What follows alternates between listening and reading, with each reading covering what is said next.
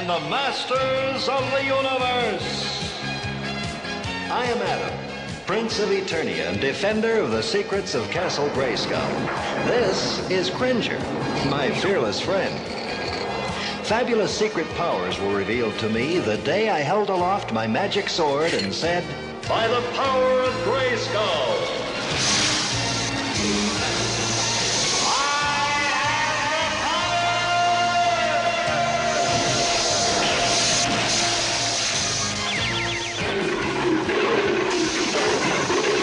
Cringer became the mighty Battle Cat, and I became He-Man, the most powerful man in the universe.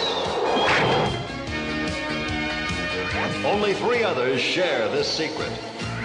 Our friends, the Sorceress, Man-at-Arms, and Orko. Together we defend Castle Grayskull from the evil forces of Skeletor.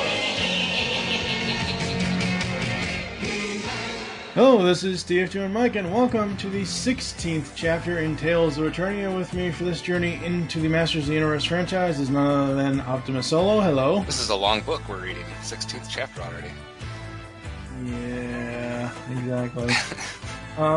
Yes. So, okay, before we get into today's episodes and everything else, it's been about, I don't know, a month and a half maybe since we recorded an episode. It's been that long? Yeah, it was like May 4th, I think. A month. About a month and a half, somewhere around there. But it's one of those things where, I don't know how he did it, but Skeletor actually stole the keys to Grayskull and sent us to the dungeons of Snake Mountain for the last month and a half. But we're back, and hopefully we can get these, hopefully we can get these shows going and going and going. We've only got, what, 17? No. Was it like 17 episodes of the show left? I don't know. I have not checked recently. I know we're past the 35 episodes total, right? I don't know. Or is it 45? I don't know. It's 40. Okay, so maybe we're not at the halfway mark. We're past halfway through season 1. Yeah, we're past halfway through season 1. So there is that. And we're still sane. I don't know.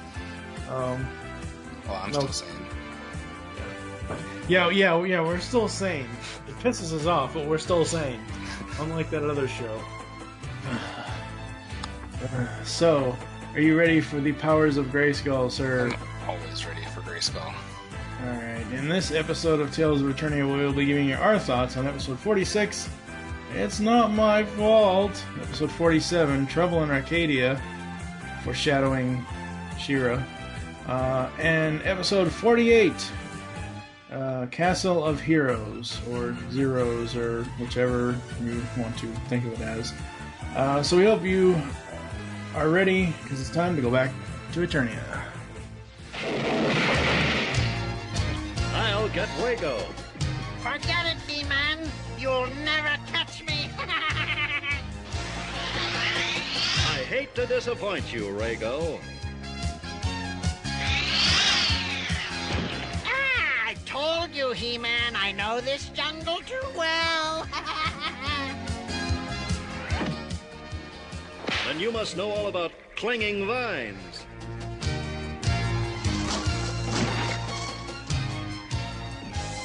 I guess you must have forgotten, Rago.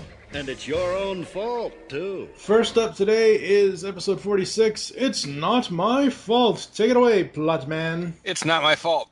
Air date. And this is how we started our week. Monday, November 7th, 1983. It's Not My Fault was written by the duo of Ron and Sam Schultz, who so far we've reviewed 2 other episodes they did, which were The Defection and The She-Demon of Phantos. So this is a 3rd episode. Yay, 1 a good episode and 2 shitty ones. So we've seen, this is going to be our 3rd episode from this pairing. Now I'm trying to remember which one you think is shitty and which one you think is good. Anyway. She-Demon is good. Okay. The other 2 suck. Okay, well, we know how Mike feels apparently about this episode. Anyways, plot-wise, while playing a game of catch, Orko and Pody accidentally wreck a device within Man-at-Arms' laboratory. Pody runs away, leaving Orko to take all of the blame. Seeking her favorite hiding place, Pody is captured by Ragu? Sorry. An opponent of her father. Raggedy Raggedy Eternian. I don't I'm going know. to go with Chef Boyardee or something here. Ragu informs her and the recently captured Orko that he means to use the Moorfire Stones to power Zegon, a mighty rhino-like robot. I'm sorry, I can't even say that without laughing. Capable of smashing through anything in its path. He-Man, Man-at-Arms, Tila, and Chief Mario. Was that what was his name? Did they really pronounce it like that? It's been a while since I actually watched the No, episode. I think it was Chief Mario or Yeah, Mario or Ragu and Mario here must stop Rago and have to survive the dangers of the jungle to stop Zegon and save Pody and Orko. Hold the fuck up here. We got Pody, Zegon, Rago, and Mario. It's a lot of people to keep track of here. Anyways, the bad guys in this character, the evil warriors, well, there weren't any because we got all these other weird characters. And the masters were basically just Man-at-Arms, Tila, and obviously He-Man. So just the three of them. And the PSA was all about taking responsibility for your actions and not trying to avoid whose fault is it and all that nonsense. And Orko gave us the PSA. All right. What is your All thoughts right. on mixed up bunch of people? As usual, I had to start with the PSA. PSA, honestly, is the only good thing about this episode. We're going to go with Rago, Merlo, Zegon, and Pody. Yeah. First of all, what the fuck kind of a girl's name is Pody? What the fuck kind of any name is Pody? Have you ever heard anything named Pody? The only thing I've ever heard is Podunk, but Pody sounds like a damn Pokemon or something like that. I know. Pody, I choose you. Electrical powers, go. No, disappearing powers, go. Yeah, there you go. No, this episode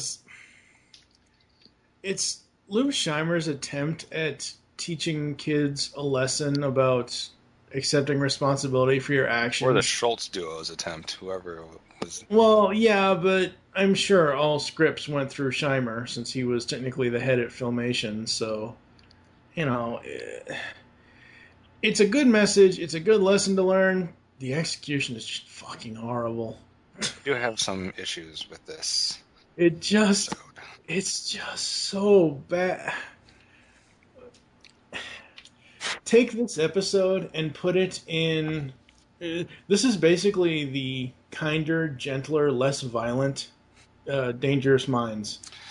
I feel like they titled this episode "It's Not My Fault," knowing that it was going to be a crappy episode, and everybody wanted to avoid being pinned the blame for it. I bet, yeah. As far as the actual plot goes, I think it's a little weird to start off with Orko and this character we've never met before playing catch, because there's absolutely no introduction to this character. It's just like, boom, here's a new character.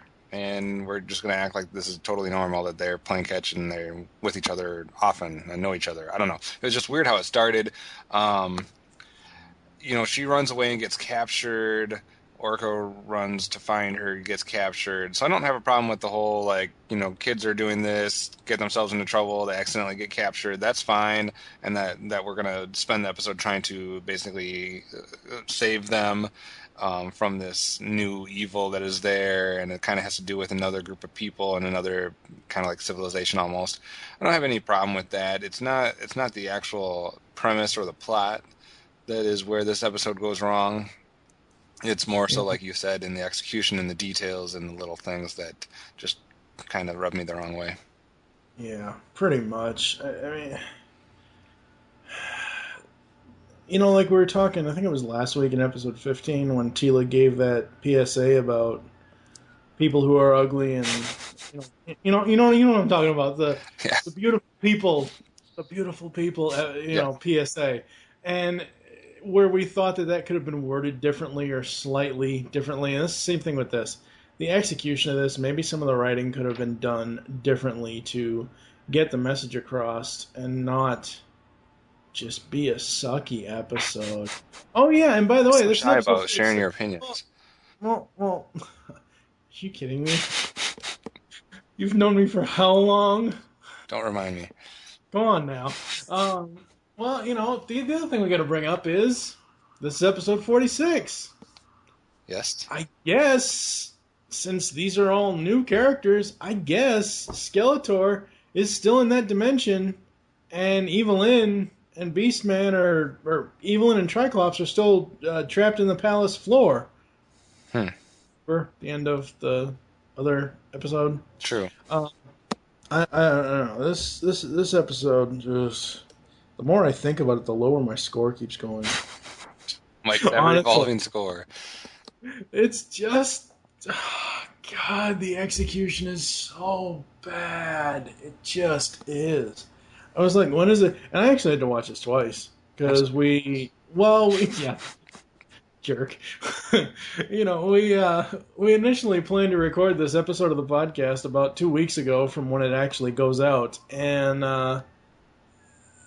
it didn't happen, and whatever else, and that's fine. But I had to actually rewatch this episode to even remember what the hell happened in it, and no.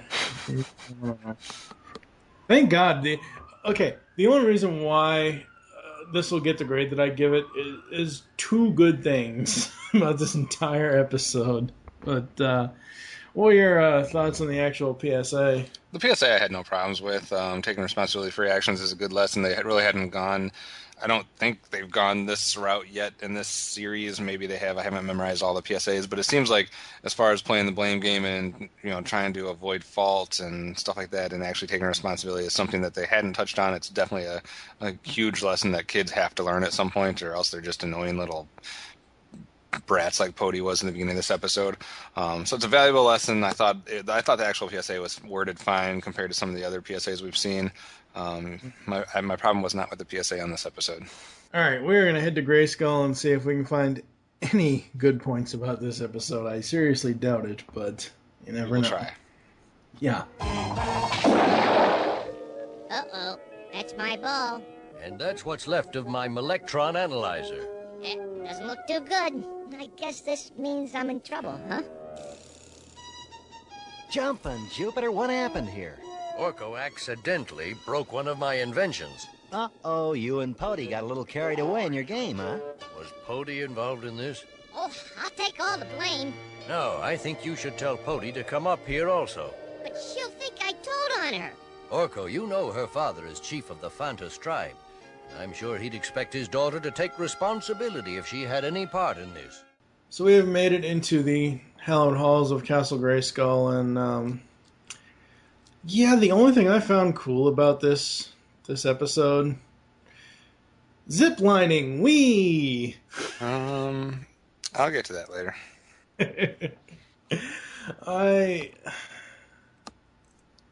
There's just nothing.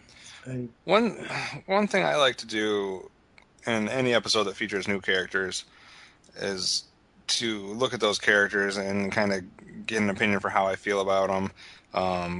Because if they're new characters, it means they have a different voice. I mean, probably one we've heard already, but they have a voice, they have a design, they have characterizations and stuff like that. So I like to see, do I like this new character? Do I dislike this character? Did I enjoy them? Did they add anything to the episode? And this episode was full of new characters. And out of all the new characters, really the only good thing I had to say about any of them was I thought Chief Merlo, I'm pretty sure it was Merlo, I thought he was kind of cool looking. He kind of had a badass character design, so I didn't mind him as far as the new characters go. So I will give them that. Yeah. I do think that there was at least an attempt at some backstory and some character development. When Spaghetti Head talks about his past, yeah. Yeah, I mean, they introduced these characters. They gave a little bit about them. We got to hear a little bit about their past and backstory. So I thought that was decent. And I thought Orko's hat was funny in this episode. He had some funny moments using his hat, etc. With the sword. Yeah. Yeah, with Adam's sword. Yeah. So I thought that was a decent moment. Do I need to list any more? Because I don't have any more. It's starting to hurt your head, isn't it? I don't have any more written down. All right, so yeah, I completely, and it's so funny. I just watched this before we started recording. I will also add to mine because I forgot about Orko's hat tricks with the power sword. So I will add that to my good points. So 2 good points. That's it. I had 3, so yeah. let's head on over to Snake Because Mountain. apparently that's where everybody's hanging out. Apparently so. Or maybe it's deserted. Maybe they went to another dimension and are on vacation or something. Because they all can't be in jail. That's true. I trust, Orko, that Pody has told you about her father's old friend, Rago. So you're the evil Rago. You've heard of me? What do you want with us? It's Pody we were waiting for. She doesn't know it yet, but she's going to help overthrow her father. And help me become the new chief. I can't believe Skeletor has left Snake Mountain unguarded like this. Kind of cool, though, walking around here. Yeah, there's no wonder he loses battles all the time. Only the Megatron. Yeah, really. Okay, so... Seriously, He-Man can run all that way from where they saved Orko and... Oh, wait. It's from last week. Whoops. Wait a minute. What the hell? Oh, crap. Maybe I just didn't... I don't fucking know. God damn it. Somebody screwed up. This is the episode where He-Man runs, right? He ran a long distance after saving someone, and then to get to the villain. Yeah. Sure. I don't know. They all run a long time. Yeah. Alright, Because this is the one at the end where the bad guy, one of them runs off, and then Man-at-Arms takes that one, and then another one runs off, and Tila takes that one, and then the main one runs off, and I think He-Man takes that one. Yeah. These bad guys that are running off in all directions, 90%, like, no, not even 90%. 95% of this episode, Tila didn't have shit to do. All of a sudden, this one's mine. You didn't do anything all damn episode, Tila. What the hell? You ran after that guy like he smacked your ass or something. Holy crap. I think she'd like it if someone did that, actually. Seriously. She's got no male companionship in this whole world of Eternia. Well, she does. She just doesn't see them as dates. Yeah, she needs a lover. She needs something. Make her more interesting. Oh, God. Please. I'll say this. She's more interesting in the current DC Comics run than she is in this show. Yeah. It doesn't surprise me. What didn't you like about this one? Well, first off, I understand the moral. I understand the whole, trying to make other people take blame for your actions, and that's not good and everything. I just thought it was really forced in this episode. I felt like they were hitting me over the head with it. I don't think kids are that stupid. I think kids can get a more subtle approach to a lesson like this, and I think when it becomes this heavy-handed that kids are actually turned off by it because then they feel like they're at school or they feel like they're, getting their little Sunday school lesson or whatever. So I just think it's a mistake that adults make sometimes in thinking that they have to be this blunt with their lessons. I like that, so Pody and Orko are playing catch with the ball or whatever. And it goes in and breaks whatever, and Man-at-Arms is in whatever, laboratory or whatever you want to call it. And he breaks the invention, yeah. Yeah, and Tila walks in and at some point and picks up the ball, which is clearly a ball. And she's given the line, "What's this? The fuck do you think it is, Tila?" It wasn't some, rare artifact that she had never seen before. It was clearly a ball. Most likely used in some type of recreational activity, kids playing games, etc. So I don't understand why she picked that up and did not know what it was. I thought Adam picked the ball up. Well, at some point she says, "What's this?" Right, but I think that... Referring to the ball.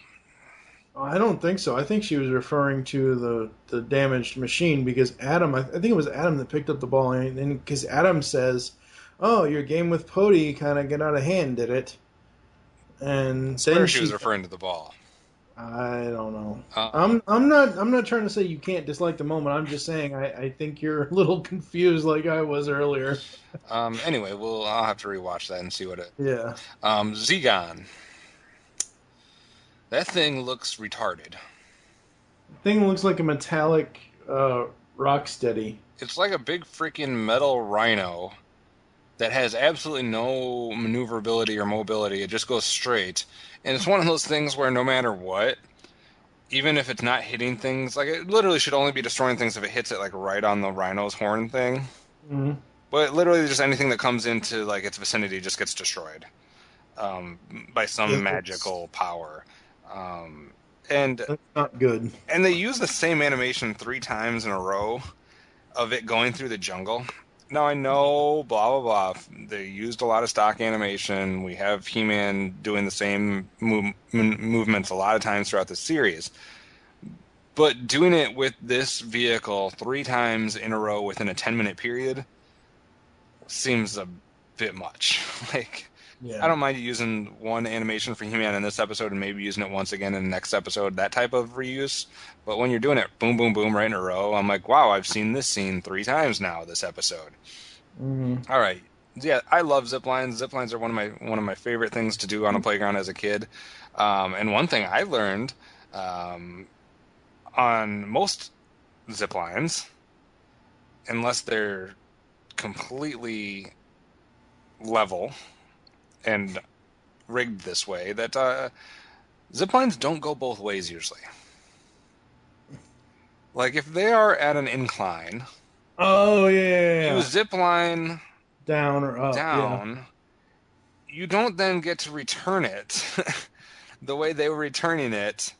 Yeah. So that someone else, I mean, it would not, the physics were not there for that zip line to be able to go back and forth like that. Like you have a zip line, you go down, that's the end of that zip line's trip. Yeah. Like, unless it's a very short distance, you can't just like throw it back to the other people. Okay, so they're gonna like make this girl, because the girl Pody has to get these Moorfire stones. Mm. And she's going to resist. She's like, no, I won't do it. And then they just lift her up and she just takes them. She resisted. That was like the least amount of resistance I've ever seen. Like, she's like, no, you can't make me. And then they're like, get the stones. Okay. Like, what? I would have been like, no, you're going to have to like force me some other way. You're going to have to like threaten Orko. You're going to have to put someone else's life at stake, and then I'll get the stones for you. I'm not just going to get them because you tell me to, knowing that I'm the only one that can get them for you. It was just bad. Yeah. Why are the masters on foot instead of in one of their arsenal of vehicles? Mm-hmm. Like, they're going to try to go chase... Okay, Pody and Orko have basically been captured, whatever. And they are trying to go through the jungle and whatnot. And I know the jungle's, like, treacherous and booby traps and all this other stuff. But I still don't think you'd have to go by foot. Like, you should have some type of vehicle that could speed the process. I don't know. He-Man was shaking that thing for a long time. Yes, it was. The ship thing... He's just like shaking it and people are falling out of it, which is really weird. But he was just shaking it for like a long time because he was shaking it and then one person fell out and then we watched that person run and Man-at-Arms track him down, and He-Man this whole time is still shaking it. And he is still shaking it until Man-at-Arms catches that guy, and then another guy falls out and He-Man's still shaking it. And then Tila goes after that person and he's still shaking it. He shook it for a very long time. There was like a 10-minute period where he's just shaking that vehicle. And I think they spent way too much time on catching the random sidekick bad guys. Oh, yeah, way too much time. It was like they were done with the episode and they had 10 minutes left. So they filled 10 minutes of each individual master chasing one no-name, insignificant sidekick. Mm-hmm. We got to see that over and over again. I was just like, this is a waste of time in an episode. You only have 22 minutes. Why don't you use it instead of just let us watch these people being chased? So yeah, this episode's bad. Yeah, very, very bad. Alright, we are going to get to the awards, if there are any. I don't even know if there are. Holy crap. Chelsea? It was my fault. No, it was my fault the pottery broke. All right, it was your fault. What do you mean it was my fault? It was your fault. It was our fault. It is awards time. Havoc Staff Tutila once again. Havoc Staff Tutila. You hate that. Just for that one. But, okay, look at the episode. What has she done outside of inspect a ball that she didn't know was a ball or the broken machine? What is her motivation? She was there to chase down an insignificant sidekick and waste 5 minutes of our time. Exactly, but she overacted the part. That's my problem. Okay. She went over the top with it and like, yeah, I'm going to get you. Yeah. You know, it was that kind of thing. I'm going to stop you. You know, I don't think she said. Just, you know what I mean? Definitely didn't sound like that. I know she didn't sound like that, but it was one of those over-the-top moments of, ha ha ha, you are not going to get away from me, ha ha ha. True. You know. I will also give out a Havoc Staff, but I will knock another female around, and that would be Pokey. She was a bitch from the beginning. I'll pull a U and just hate the guest character. She was running away from taking her responsibility, partnered with the fact that she showed no resistance in getting the stones that were so precious that only she could get. I would not want her on my side in a battle. Yeah, no. So she can have a Havoc Staff up the you-know-what. Mm-hmm. Yeah, and I'll give her one as well, because her voice, I'm sorry. Oh, God. And she's the one that broke the stuff anyway in the beginning. She should be a better aim. And this whole thing, like, okay, in the 90s, and I know today it's still prevalent with certain types of people and cliques, but like the whole snitching thing. I think this was the very first time I ever heard about snitching on somebody, but it, like, for me, I was raised with, if you and a friend did something that, I don't know, broke your dad's machine or broke your mom's favorite vase or whatever else, you both go in and you both, say you're sorry and explain the truth. Well, and even if you're a coward and you can't do it yourself, it does not give you the right to be mad at the other person for being honest. Yeah, see, don't be mad at them for something you did. Yeah, see, that's the thing. It's like, I've never, oh, you're a snitch, oh, I've never gotten behind that whole mentality of, oh, this is snitching on, like, for example, I know I'm going on and on and on about this, but for example, let's say, I don't say anything at the time, but say I'm walking down the street and I see somebody doing a drug deal. Well, of course, when I get home and in my safe apartment and locked door, I'm going to call the police. You know what I mean? It's one of those things. You know what I mean? That to me is not snitching. That's not like something really wrong is going on there. Or if, someone's out in the backyard of my apartment building and isn't supposed to be there, that, I've never. Complacency leads to bad things. Yes, exactly. All right. What are you going to rank this episode? I managed to find enough. There was a slight attempt at backstory and characterization. Orko had some funny moments. I didn't have a problem with the plot in general. So I did manage to give this one 2 Battle Cats out of 5. 1 Orko out of 5. The only thing that saves it is the zip line. Even though the science is wrong, science be damned, I still liked it. It was cool. So we're going to move on to the next episode. Good work, He-Man. My new electric force shield works perfectly. It should really be a help in protecting Tila's guards. Speaking of Tila, aren't you and she supposed to pay a visit to the lowland villages this afternoon? That's right. I'd better become Prince Adam again. I was talking with your mother today, and about that planet she came from, Earth. Mm-hmm. You know, the Queen really is a remarkable woman. Did you know that she was one of the first Earth women ever to fly to outer space? Of course. But did you know that for a long time before that, only Earth men were allowed to be astronauts? Yeah, it's hard to believe that at one time they thought men were better than women. I call it illogical. It is obvious that men and women are equals. Machines, on the other hand, are quite superior. Up next, there is Trouble in Arcadia. Take it away, Plotman. Tuesday, November 8th, 1983. Trouble in Arcadia. Written by the one and only David Wise, who so far we've seen him in Tila's Trial, The Search, and Eye of the Beholder, which aired the week before, basically. Yes. Trouble in Arcadia. While journeying to the lowland villages, Prince Adam and Tila crash into a giant invisible force field. They split up to figure out a way around the force field. Adam is imprisoned by 2 women, and his sword is taken from him, while Tila is invited to be a guest by another 2 women. Arriving in Arcadia, Tila meets Queen Sumana. Adam is sent to the Arcadian mines, where he learns that all Arcadian men work in the mines, while the women rule the city. Adam must reclaim his sword in order to escape and prevent the city from collapsing due to excess mining. There are again no evil warriors, and our masters again are just the 3, He-Man, Man-at-Arms, and Tila, and the PSA is all about equality, and it's given to us by the duo of Tila and He-Man.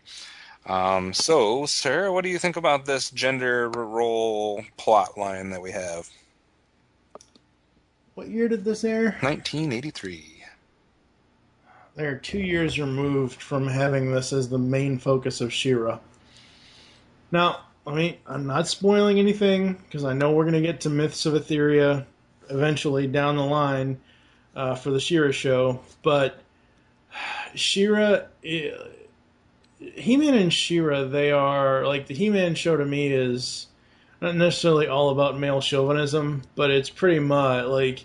Yes, Tila's a female warrior, and that's all well and great, but she's pretty much the only one. There are moments where Queen Marlena has her moments. There are moments when, if her magic actually fucking works for once, the sorceress has her moments, but for the most part, He-Man is the men. The men can do this. The men can do that.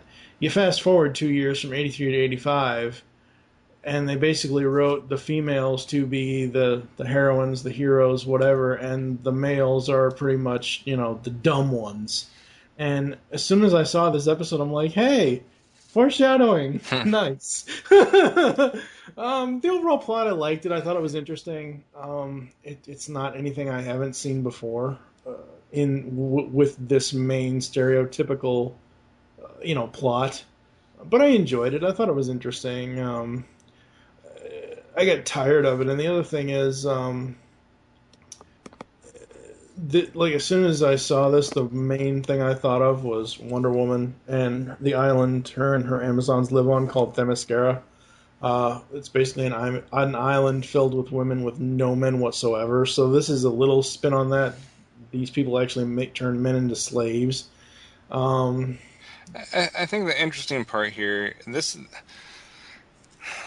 I don't know, maybe it's just the time, I guess, that we're doing this here, since it's all about Star Trek these days, but this episode did have a lot of a Star Trek-like feel from it, and what I mean by that is, oftentimes, at least in the classic Star Trek and in Star Trek The Next Generation, you had the crew encountering, they're supposed to be explorers, they're, boldly going where no man has gone before, etc., etc. So they would come into contact with all these alien races, species, planets, homeworlds, etc., different civilizations. And usually, these civilizations that they would run into, something would make them very different than a human civilization or, an Earth civilization or whoever the people were used to. It would make it very different from that. Mm-hmm. Whether it be that, I don't know, I remember there was one where it was just all about it was all hippie-like. It was like free love and, et cetera, et cetera. And then there was, there's some like this where maybe the women were the leaders, et cetera. So it was kind of like that, where you come into contact with a civilization that is completely different, and then you have to come to terms with it because it's different from yours. Doesn't mean it's right or wrong necessarily, even though they do paint it as wrong in this episode.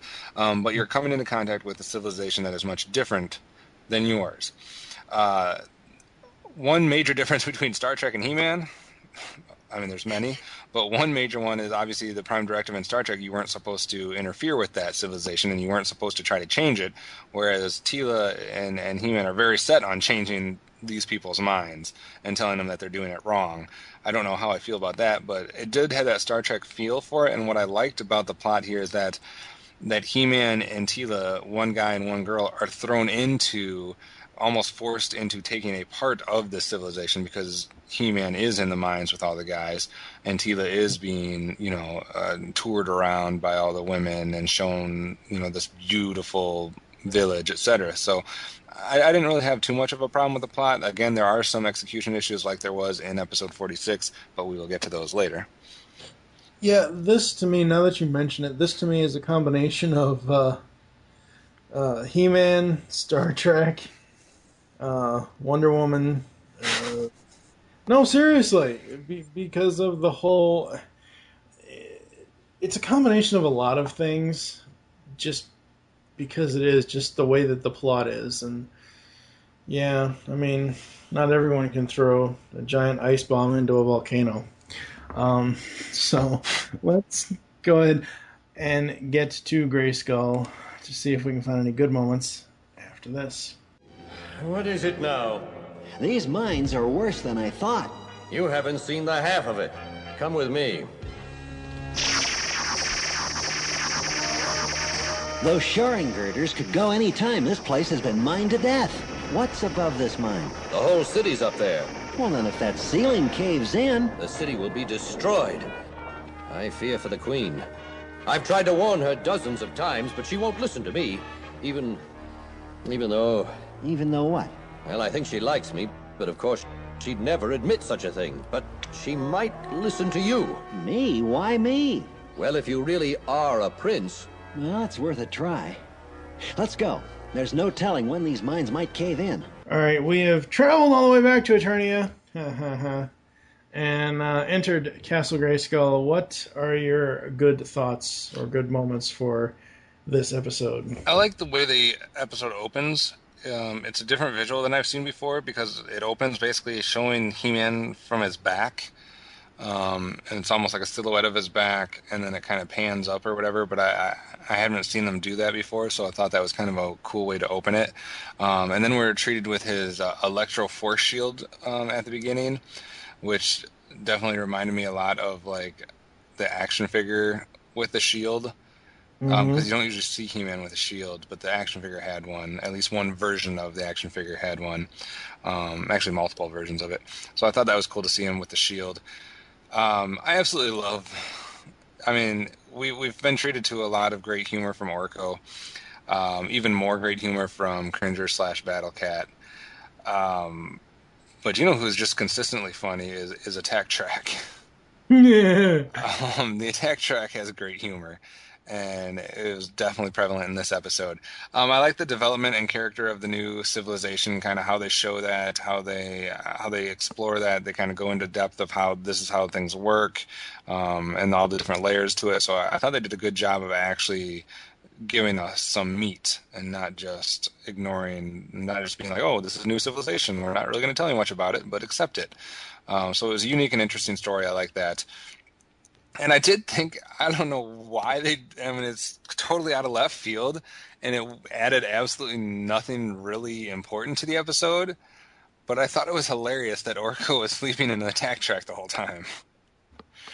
And, yeah. And then he comes out at the end, and it's like, what? Did I miss something? I was like, what the fuck? Like, Orko's been there the whole time, and they never even showed him in the entire episode. Because at first I was like, wait a second, where the fuck did Orko come from? And then he's like, oh, I was sleeping. I thought that was clever and funny. Yeah, that was awesome at the end. What about you? Well, I know it's a little late now, but I should take that other 1 point off the previous episode, because there was no Cringer at all. And there's no Cringer in this episode, so that's an automatic point off for me. Come on. If we had to do automatic points off when certain things happen, a lot of these would get 0 to 1 point. Hey, if they suck that bad, they suck that bad. I don't know. I do like how they eventually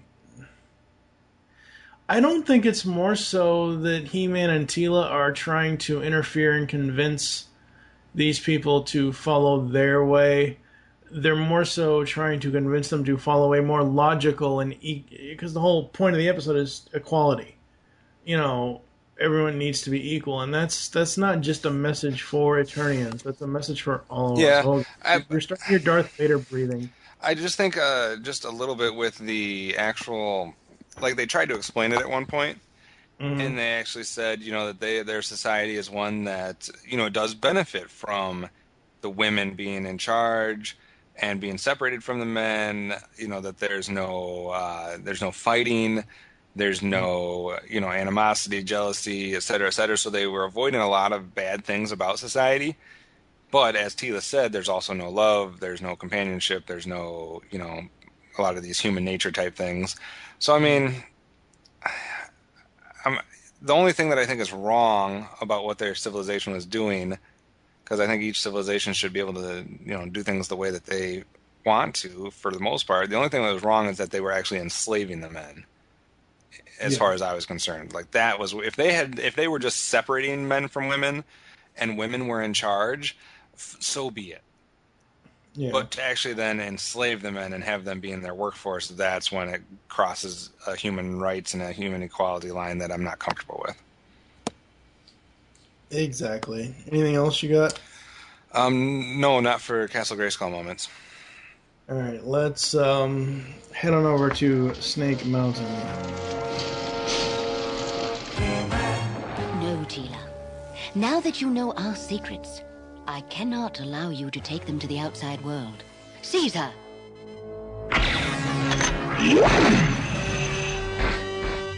That opening leads to the ventilation shafts below the street. Ananda, do you have any idea where the women might have taken my sword? There's a metal shortage. They probably took it to the foundry to be melted down. Then there isn't a moment to lose. So we are in Snake Mountain. First of all, they make it sound as if Arcadia is on a different planet. They never said in any part of the episode that they traveled to a different planet, a different dimension, an alternate universe, whatever. They took a tack track from the fucking palace to where the force field is.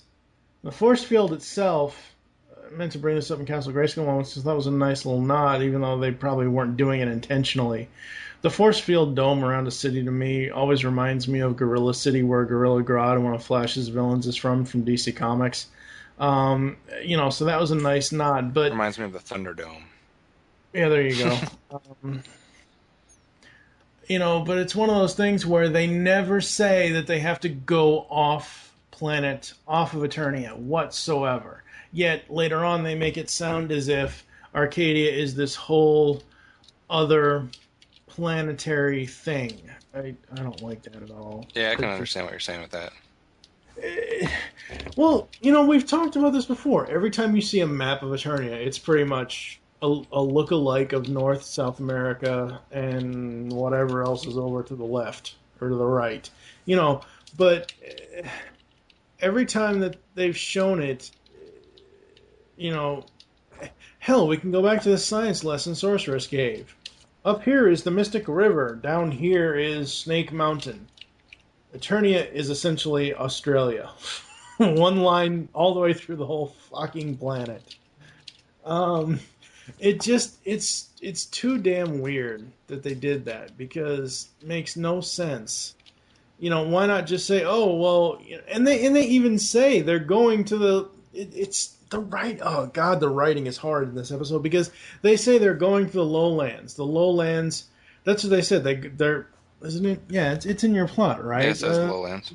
During the lowland villages. Yes, lowland villages. The lowland villages aren't another fucking planet. But then later on, as I said, they make it seem as if Arcadia is on a completely different planet than Eternia, and it's fucking not. Really? The most powerful sword on the planet can just be melted down? I kind of like that, though. I thought it was like, wow, that's a simple way of how to get rid of He-Man. Fucking melts his sword. Yeah. And he freaked out, she too. Put it in. she put it in, and then she took it out, and oh god, it sounds so. That's what she said. She put the sword in the furnace, and then left it, and then came back. Shut up! And then came back and pulled it out, and Continue with this conversation. I have no idea what you're talking about, but I'm entertained. She pulled the sword out, and it wasn't melted. So I don't know, but just the whole idea of the fact that you could just throw it in there and it rubbed the wrong way. Really, Tila, you're gonna say "we" when going down an unknown and potentially dangerous shaft? She's enjoying her ride. There's so many sexual innuendos in this I seriously need to see if there's a Masters of the Universe porno out there. Mike Dodd, if you're listening, help. No, we don't need the answer to that. Okay. Well, the last thing I have is City Fall. The City Fall animation when the city is crumbling and going to fall underground. That shaky animation style, that shaky camera, however the hell, that was such bad animation. Can I go off on a tangent? Huh? I have to go off on a side trail. 1 second. Do you agree that animation was bad? It was. Okay, go ahead. Because you said He-Man porn. And when I'm over at my friend's house, oh god, if he ever makes the mistake of leaving the room to, like, I don't know, go to the bathroom, or sometimes he has to, like, change clothes because he's getting ready to go to work or something or whatever. If he ever leaves me unattended by his computer, I change his wallpaper on his computer. And the last time I changed it, and then actually the computer was shut down, and I had started it up, and then I changed the wallpaper, and then I shut it back down, and then after he came back out, I basically had left. And then I got a text like 5 minutes later. I was like, what the fuck? And the picture that I had made as desktop background was Trapjaw and Skeletor double teaming Evil Lyn. Oh my god. And that's what so when he started up his computer, that's what he saw. And I had to bring that up because we just said He-Man porn. I'm guilty as charged. No, but seriously, think about it. Everyone says, a lot of people I've seen or heard on the internet have always referred to He-Man as being one of the gayest cartoons ever. Because it's He-Man, and it's this, and it's muscles, this, and, I have no issues, Gayer than Captain Planet? Huh? Gayer than Captain Planet? Well, oh my god, we need some sort of double explicit tag. I could see this be a GCRN Wars episode where we take a tournament of which character in cartoon video games or movies is the gayest. Yeah, we would. There's nothing wrong with being gay. I'm not saying that. Yeah, no. We're not saying that at all. There's anything wrong with that. But it's one of those things where cartoon characters that are very feminine. Oh god, Robin. Is there anything else you didn't like? We could have Prince Adam, Robin, Captain Planet. I'm sorry. Yeah, they had a task ahead of them in this episode because of the predominance of females in Arcadia. Yeah. So we had about the most female voices that we've had probably in any episode of the entire series, because you have Tila, you have the Queen, you had at least 3, I want to say, of the just generic Arcadians. So you had over 5 or 6 different female voices in this episode. And I realize they are limited on the female voice actors that they're using.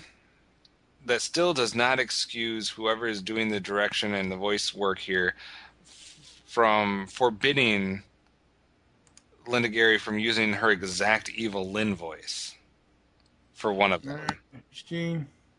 I mean, it was just straight up Evil Lyn speaking as one of these characters. The same inflections, the same tones, the same pitch. It was Evil Lyn. Yeah, no, it was the exact same voice. Okay, so that was stupid. Secondly, He-Man, or Prince Adam, because he doesn't have a sword. Prince Adam, we should have been keeping track of how many times throughout this entire series He-Man is separated from his sword. It would have been an interesting statistic. What an interesting drinking game. Yes. So Teela and Prince Adam come to this force field glass wall type thing. Yeah. All right. And he basically says, I'm going to go this way, you go that way, we'll see how far this thing goes. Okay, less than 30 seconds later, probably closer to 10 seconds later, Prince Adam is captured. Okay, at that point, Prince Adam and Teela would have been less than 20 yards from each other. Like, they would have still been very close to each other. Yeah, they would. They're not that fast. Even if she took off running with just a hand out to see how far she could feel this thing going, even if they both started sprinting, by the time he got captured, they would have both been in eyesight of each other. She would have seen him get captured, or heard what was going on, or noticed, or something. That's kind of like my complaint about Grayskull, about the transformation. Mm-hmm. Somebody, I know the transformation is for us, but somebody would have heard that shit. Yeah. Well, it's just like so Adam gets captured, and then they pan back to Teela, and it's like she has no damn clue what just happened. And two other girls start talking to her. And it's just like, whoa, whoa, whoa. They were not that far away from each other. So I had a problem with that. Adam, when he's in the mines, he is being down there showing, he's given the tools to start mining and to becoming, this slave population, et cetera, and he just takes the thing and completely throws it against the wall and smashes it. He's like, no, we shouldn't be slaves, and he just takes the thing and destroys it. To me, that was out of character. Yeah, it was. Like, that's not something Prince Adam or He-Man would do. They would be against what was going on. They would, debate, argue, try to convince them not to do it. He would put it down. He'd say, I'm not going to use this. But for him to just completely break the thing and throw it against the wall, to me. And then, just like the last episode, I feel like I didn't really have too much of a problem with the writing in this episode. I didn't feel the same animosity towards Arcadia and what it was kind of shown to be or whatever. I thought the writing was decent, but like the last episode, I thought the moral was a little forced here. I think we're getting beat over the head a little bit with the whole male versus female thing. I know it's central to the story, but they just kept bringing it up over and over again, and I kind of felt like we got it. So a little force there again for me. That's all. Yeah, I don't know, man. I know we normally save the overall things, but seriously, between episode 15 of the podcast and now, I'm just like losing faith in this series so far. Between last episode and this episode of the podcast, because holy crap, we've got 2 episodes today. No evil warriors whatsoever. Agree, but I don't. That's just last episodes on episode 15. The 3 that we discussed on episode 15 were, if I remember right, were all shit. Yeah, for the most part. That's what I'm saying. Between episode 15 of the show, I feel like they're all shit. I don't know. Maybe the internet is right. The entire series is shit. No. All right, let's get to the awards ceremonies. It is awards time. Nobody stood out to me. Either way. Really? No, not at all. Not at all. Because if you think about it, I meant to bring this up earlier.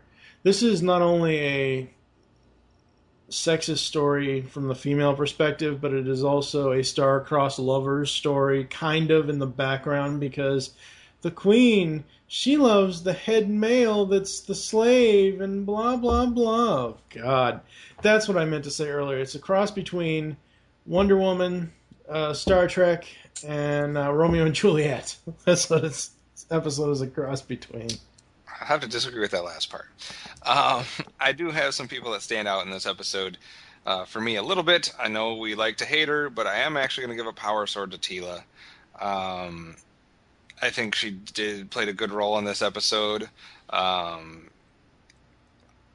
She's the type of character that, to me, and how we characterize her and how we think of her would fit right into this society. But she did stand up for how things are done. She, defended the king and queen and how things are done on Eternia. She, played a decent role here, and I didn't mind her as much. So for not pissing me off, I'll give her a power sword. And more so, I will give a power sword to Attack Track, because I just think that the Attack Track is hilarious, especially in this episode. Yeah, he was. I will agree to that. As far as ratings? Yes, ratings. I thought this was better than the last episode. Last episode I gave a 2, and this episode I will upgrade to a 3.5. Because I did appreciate the backstory, the character, the new civilization that we got to discover. I didn't have, like I said, the problems with you about thinking that it was portrayed as another planet or anything like that. But I just thought it was interesting, and I like the encounter, the whole Star Trek feel of encountering a new species of people, or a new group of people that do things differently and dealing with that. And so 3.5. I'm just going to give it a straight 3. Orcos.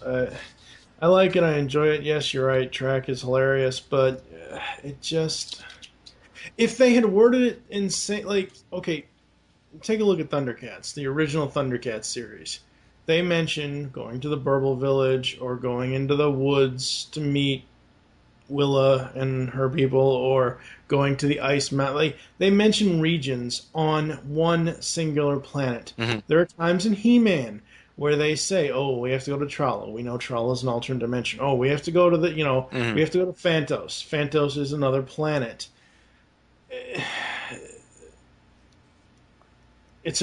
Arcadia is a city on Eternia. The writers should have revisited their drafts of the script before turning it in and looked at that and said, hey, we need to either figure out if this is off Eternia or on Eternia, and get it right the first time. It's not that big of a deal to me. It doesn't make me hate this episode that much, because it does have a decent message. I do agree with you. It basically, does a Mo when Mo hits Curly with a sledgehammer. Three Stooges anesthetic, as far as like beating the message over your head. But this is not any better than a 3 for me out of 5. It just isn't. You're allowed to think that. Let us move on to the final episode of the day. What do you want here? Hey, master! What we be wanting, you'll be knowing soon enough. I'll know now! Monty! You always did know how to make an unusual entrance. Yes, Skeletor, and it's nice to see you again, old friend. It's been how long? Oh, not since we overthrew good King Archibald. That's right. And lastly, up today we have Castle of Zeros. Heroes. No, Zeros. Spelled with an H. All right, Castle of Heroes aired Wednesday. It was our midweek episode, November 9th, 1983, written by Mel Gilden. It's the only episode that Mel wrote for the entire series. So this is our one shot at him. I believe it's a him. Unfortunately, I wish he would have wrote more episodes. Plot. At Snake Mountain, Skeletor's old friend Monteague arrives and convinces him that he will take He-Man away as one of his warriors. Monteague has no trouble convincing He-Man and Orko that there is a giant nearby, and the two accompany Monteague to his castle. On the way, Monteague tests He-Man's powers by placing a series of dangerous situations before him. And as He-Man continually impresses Monteague, Skeletor roots for the hero, knowing he that should pass all the tests, Monteague will take him away from Eternia, if such thing happens. So the Masters, we have He-Man, Teela, and Orko. And the evil warriors we do have here in this episode for the first time today, and that would be Skeletor. They do show a visual of Evil Lyn and Clawful, which we'll get to in a little bit. This is the first time we get Clawful. Yeah, I believe it has been. I don't remember what the other, if we saw Whiplash before or Clawful. No, I would have remembered if I would have remembered if we'd seen them. I don't think we've seen them until now. Okay, and the PSA is Adam talking about the value of history. Hell yeah. I will start. Go ahead. First of all, I kind of like Monteague here. I like the fact that we're given a plot here with somebody that knows Skeletor. Somebody that has a history with Skeletor, and they're being basically reacquainted with each other. I kind of think it's a clever plot here that they have this band of different time period, warriors. He basically describes it as to be in this quote unquote army.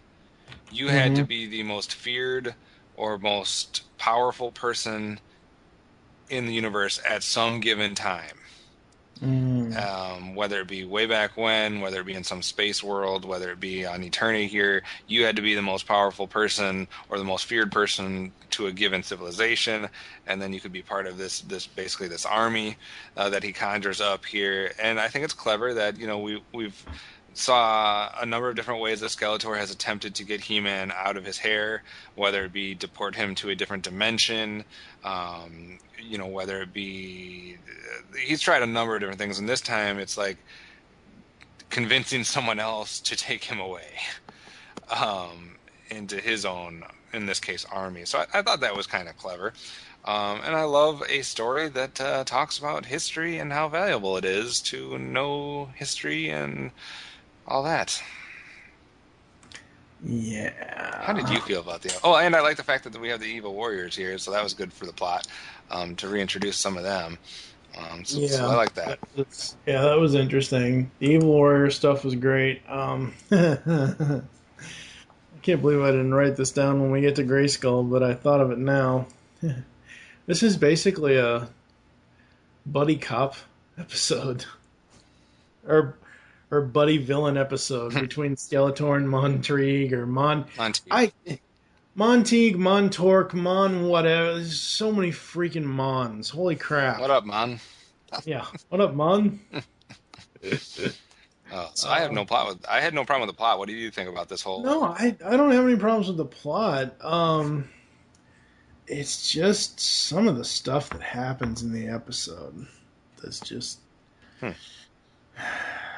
It's just bad. I'm interested to hear these things. So very well. Yeah, well, I'll have to wait. I do have a couple of good things, so let's go ahead and get to Castle Grayskull. That's enough, you two. I don't think meteors are part of a proper diet. As you wish, T-Rex. Hello, who are you? My name is Monteague. I come to seek help from He-Man. A giant is destroying our village and our fields in Polonia. A giant? There has never been a giant in that territory. I'll try to get word to He-Man. Oh, please hurry. We'll get started right now. By the power of Grayskull! We are in Castle Grayskull. I do enjoy the fact, but again, it's kind of like a good and a bad thing. I do enjoy the fact that Skeletor might be able to finally be rid of He-Man, but then Skeletor and his evil warriors, that TV show title doesn't really ring a bell. It would have been cool, though. This would have been good writing. No, hold on.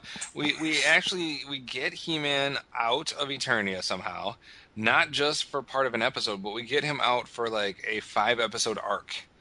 And the evil warriors basically take over Eternia, whatever. They enslave people, they do whatever, they have their run of the roost, and, for 5-6 episode arc until He-Man's somehow able to, they have to struggle, Man-at-Arms has to come up with some type of plan, they have to somehow get He-Man back, and it's all long and drawn out, and Skeletor sitting in the palace. It would have been a heck of a 5 or 6 episodes. I would have loved that. I agree with you. Wait, what? I need to go back in time and be a writer for the show. Yeah. Well, you would have had to have waited 19 years for continuity like that between 1983 and 2002. Yeah, I guess.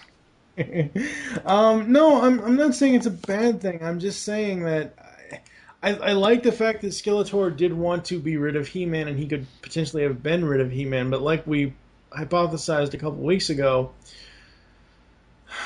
with Skeletor gone, when he went into that dimension and never returned at that point, who's He-Man going to fight? Your average, everyday...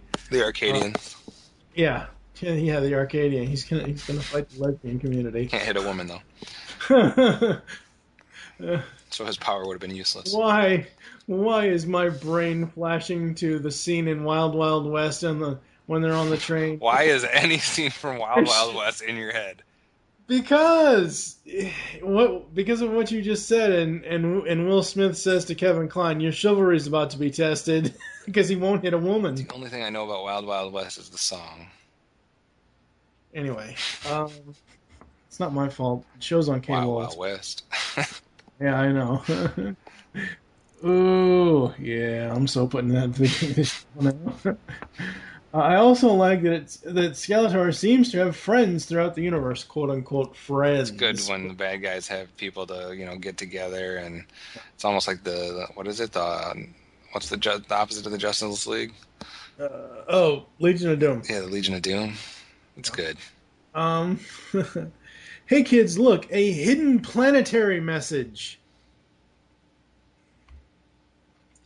Because they go through the history of planets and says something about Jupiter and Saturn's ring. Saturn. The guy that can capture Saturn with his rings. Yeah. So that was funny. I do like the fact that it would have been easy for them to just pick these bad guys, quote unquote bad guys that we are familiar with from our history. But I like the fact that they picked some of them and then they kept going and picked these other made up ones. To make it seem like this was really, I guess at some point far off into the future. Yeah. I like that they didn't just pick Earth characters. Yeah, I will say for the first time in this series, we haven't gotten to a point where this character will be introduced yet, but I swore when they showed the guy on the elephant, I swore for a while that was Count Marzo. Nice. Because he kind of has that same yellowish garb to him, yellow clothing kind of thing, and even though he had a helmet on, I don't know, just at first glance I thought it was kind of Marzo. Anyway, what else did you like about this one? Well, first of all, I loved the banter between Skeletor and Montague. Yeah. I loved as they're recollecting what they did to this person or that person, or past victories and battles and whatnot, and how they related that to Skeletor's current struggle with He-Man. I liked that. I liked the variety of bad guys. We had the Blackbeard, and we had Hannibal, and we had Montague. So we have a little variety there, and they mentioned some other ones that we didn't actually get to see. So I like that variety. I like that they basically have a set of trials that, this is commonplace in cartoons, especially in the 80s or whatever, to have your hero or some type of character go through a number of trials. And I like the fact that He-Man had these trials that he was put up against, and it was not that they weren't trying to defeat him. It was more that this guy wanted to, know for sure that He-Man was the most powerful or the best character person in this civilization. So it was like it had a different goal as far as the trials went, as is typical. And I love the history aspect. I love the whole thing about how they tied in history to it and to try to teach kids the value of it. Yeah, that was pretty cool. So let's head on over to Snake Mountain. Yar. Too bad you don't have the same luck with He-Man. He-Man is a lucky fool. One day I will destroy him and his friends in the palace. Perhaps I can help. What? So we have arrived in the mouth of the snake. Yar! The pirate gave the weakness away. Really? A villain that gives away the plot to destroying his master's power. Wait, what? The pirate dude. Blackbeard. Whatever. Yeah. Blackbeard, purple coat, one-eyed Pete, whatever you want to call him. One-eyed Pete. I like that one.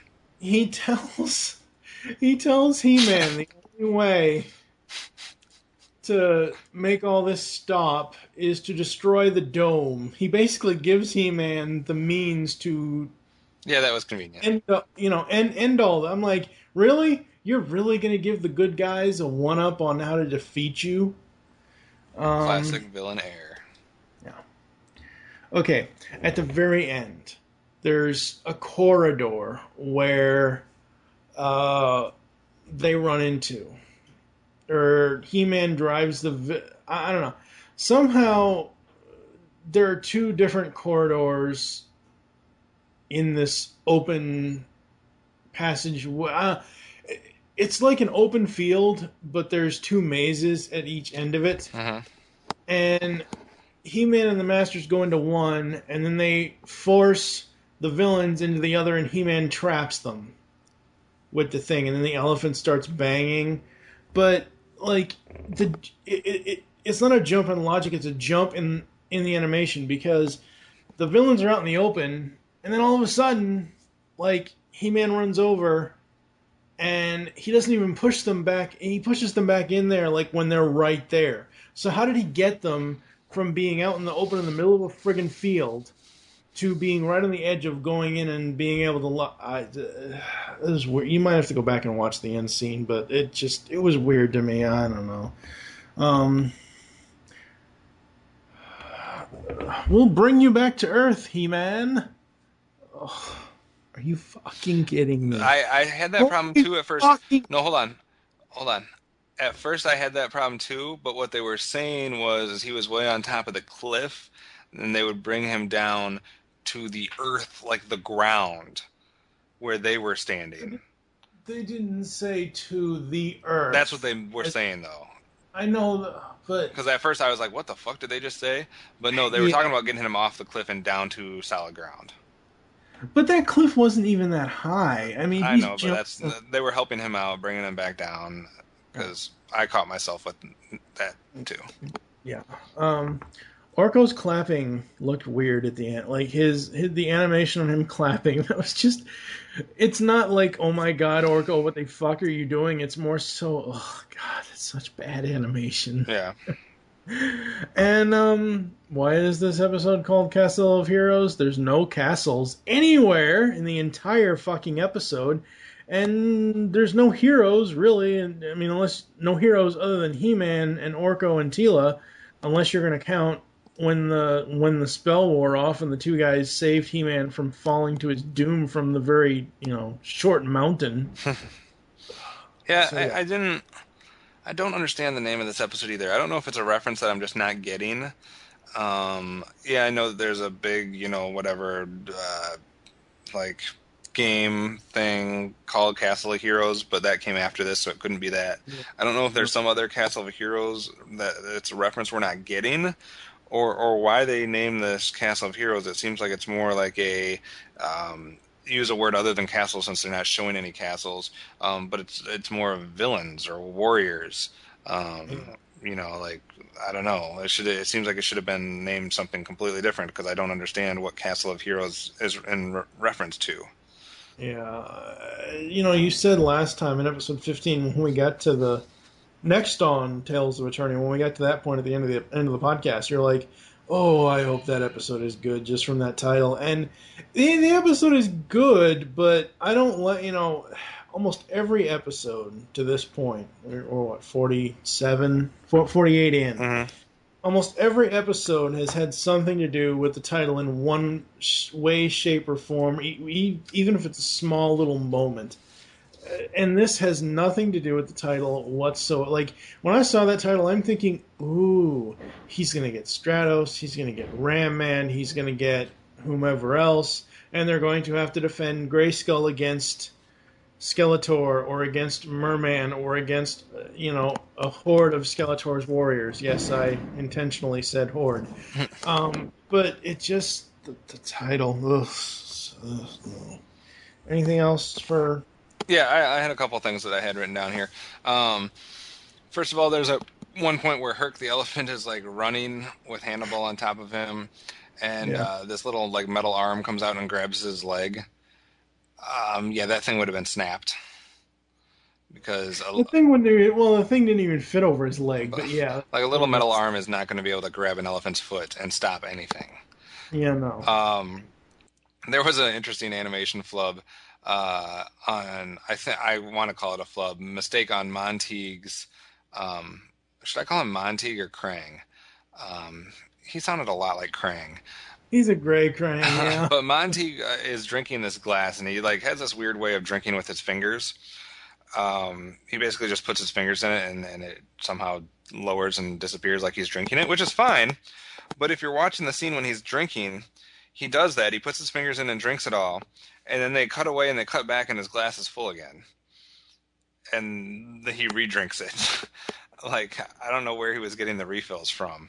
But it seemed like it was a mistake that it was somehow magically full again. The number one thing I hated from this episode, really the only thing I really had a problem with, is the quick out that they used that was completely unbelievable when He-Man became a fireman. The valley or the whatever is on fire. Oh, yeah. And he needs to put it out, so he like redirects the river by moving one stone, basically like almost redirecting the river here. And then he just like puts his arms in it and somehow deflects the water to a point where it sprays over the entire field and puts all the fire out. Yeah, it's like when you stick your finger in a faucet and make it spray. Yep. Except he did it with a river. Yeah, that's not cool. And then, when he was done, he threw the rock back, and the river went back to normal. Yeah. Sorry. That just sounded unbelievable just by me saying it. Yeah. And then they animated it and made it a real part of this story. Yeah, no. So I'm not buying the whole fire department gig. And then we learned something in this episode that I never knew before. We are right. First of all, to clarify, I was thinking that we had seen some type of like Clawful-like character in the series so far. We have seen a character named Lizard Man, who wasn't really an evil warrior, and then we saw an evil warrior named Fang Man. Yeah, Fang Man. Yep. But this is the first time we see Clawful. Yeah. First of many. I did not know up until this episode that Clawful is Skeletor's right-hand man. Yeah, really. Skeletor is basically, Montague is claiming that he has this awesome army, and Skeletor's, well, my army is not too shabby. Notice he doesn't talk anything about Beastman. But he's like, my army's not too shabby. I got Evil-Lyn, who's really the only person he can brag about, because Evil-Lyn's the only one with any ounce of anything that we've come across so far. Yeah. And then he's like, and my right-hand man, Clawful. What? We're just now meeting your right-hand man? 48 episodes in? Yeah. I have no problem with Clawful, but someone could have told me that your right-hand man was on a sabbatical for the last 48 episodes. For the last 47 episodes, but yeah. So I thought that was funny. I didn't really have a problem with it. I just thought it was funny, like, what the fuck moment. But yeah, other than that, I didn't really have too many problems with the episode. Just don't stop and redirect rivers like that. That's stupid. Yeah. Just like throwing storms underground is stupid. Yes. Alright, we're going to get to the awards. So, Montague has started a forest fire. He-Man's test is putting it out. I smell smoke. Look, the forest is on fire. What can we do, He-Man?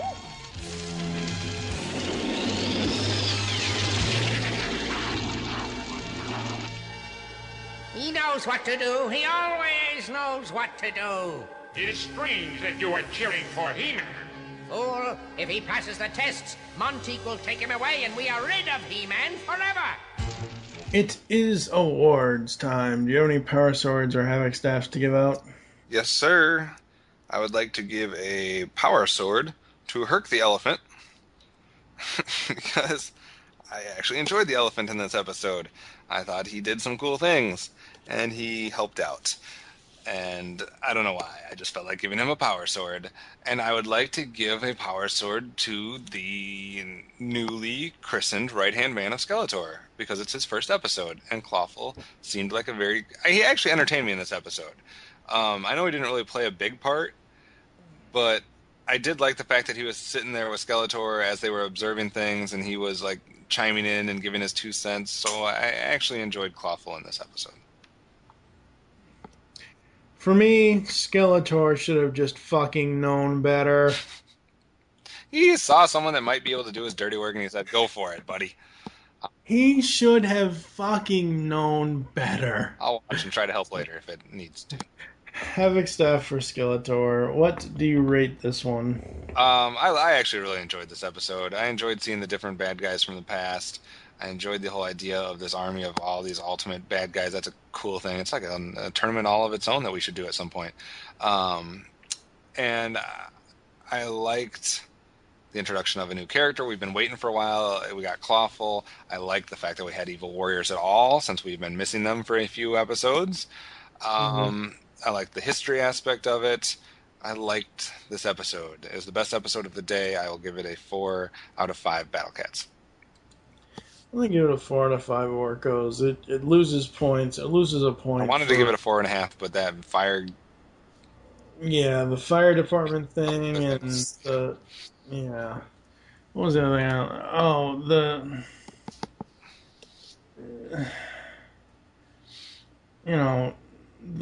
the animation on how did they get into the other cell and giving away but no, overall it was an enjoyable episode, and so we are going to take a quick break here. We're going to hear some other He-Man stuff, PSAs and all that good stuff, and other ads for other shows on the network, and we'll come back to close the show after this. Yay! Today's story, my pal Pody got herself into big trouble. She made a mistake and ran away, which only made things worse. Now, everyone makes mistakes, but running away is never the way to handle a problem. So when you make a mistake, admit it. That's the best way I know of to start making things right again. Until later, bye now. Is this thing on? Oh, goody. Why, hello there. It's your dear old Uncle Joker here. I bet you're asking yourself, what could I be possibly doing here of all places? Well, I'm laughing at the fact that this new podcast presented by Geekcast Radio is called Legends of the Dark Knight. Who the heck knew the Bat was so popular? Ugh. Join Steve, Mike, and sometimes Tara for reviews on the greatest DC animated universe cartoon to ever meet Gotham City. So join moi for the talk of the town, or I'll send Captain Clown after you. He gets mighty angry when he doesn't get to have his garbage skull. So put on a nice big smile and join us for the next Geekcast Radio Network podcast, Legends of the Dark Knight.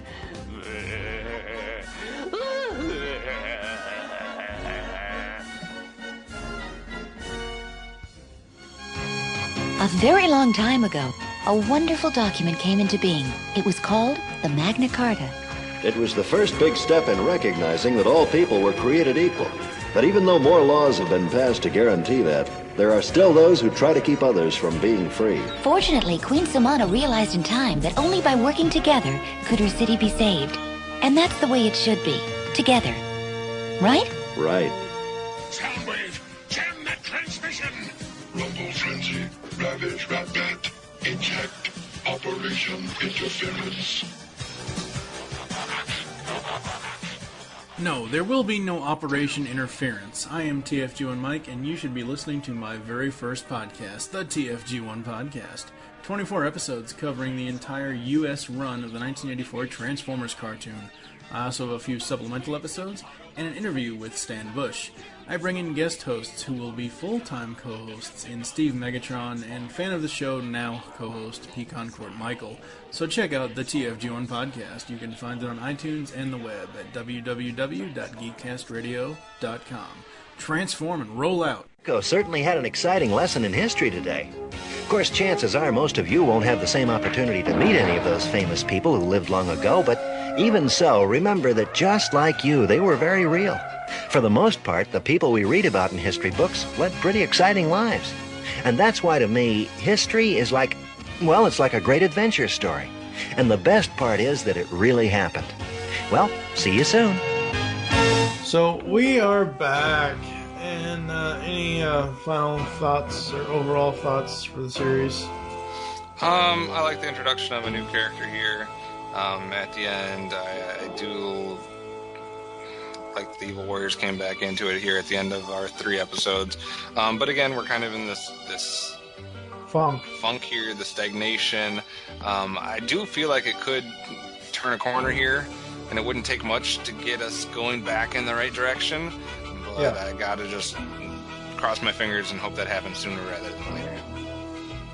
I see why people say that this show sucks. Well, I mean, every show's going to have bad episodes. We've just had a string of them in a row here, so we need to get back on the good. I mean, I don't remember what I gave episode 15's episodes, but it just seems between episode 15 of the podcast and this episode of the podcast, episode 16 here, that we've had a string of 6 horrid episodes. No, we had a good one here at the end. Yeah, there's a good one there at the end. But... Alright, anything else you want to bring up?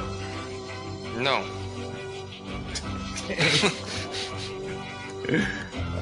If you guys want to hear more from Kevin and I for comics on Masters of the Universe, which you do, admit it. Head on over to the Pull Bag sometime in the near future. They just want to hear more of me. Well, just can't go there because it'll end up getting the call hung up. Anyway, thank you for listening to Tales of Eternia. If you'd like to get in contact with us or leave feedback for the show, there are several ways to do so.